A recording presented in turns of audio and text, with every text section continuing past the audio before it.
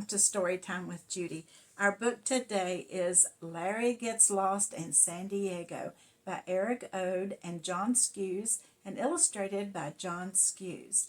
Well, Larry and Pete are best friends. Larry is Pete's dog and they are going on a trip with Dad. Well, Larry wanders off and he gets lost and he really goes on a trip through San Diego. Let's find out if he makes his way back to Pete and Dad or not. This is Larry. This is Pete. They're friends through and through. They plan and they build and they make something new. Then Dad says, "Come on, we have things left to do." They find people soaring from colorful cells and wet whiskered creatures with flippers and tails. Then they hop in the car and they're soon on their way, up over a bridge as it crosses a bay. A lighthouse, a sailboat, Pete flashes a grin, while Larry waits wondering where they'll begin. They come to a busy and fancy hotel with new things to hear and see and smell. But Larry finds one smell he knows very well. He dives into dinner, then what does he find? Larry is leaving his family behind. Poor Larry gets worried, he leaps from the boat, and soon he is met by a girl who can float. She gathers up Larry and brings him to shore, but this beach is nowhere he's been to before. With fast, noisy rides and an ocean breeze blowing, a fun place to be, but he's got to get going. The world looks like some place where fish like to play, an ocean adventure, but Larry can't stay. He jumps in a truck and it takes him away.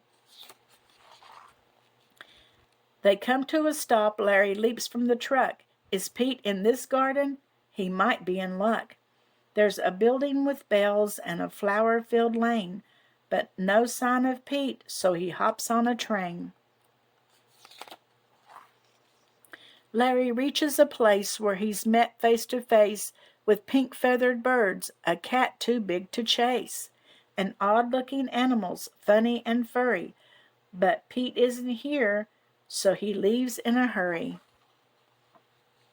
He stops at a pond and sees fish swimming in it. He stays there to watch them, but just for a minute. Will these two help Larry?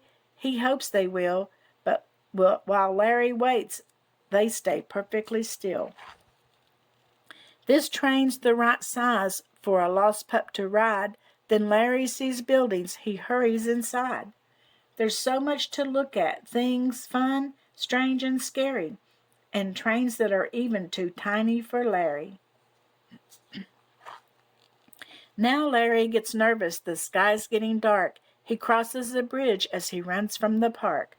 Here people are walking and eating and shopping, but Larry needs Pete, so there's no time for stopping.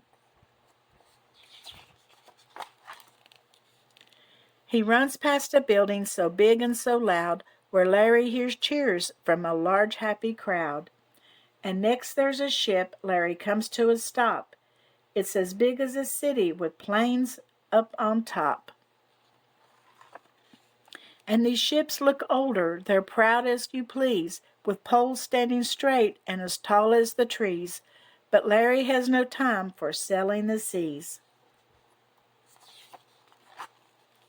He soon finds a ship that has never set sail and runs to a man with the wag of his tail.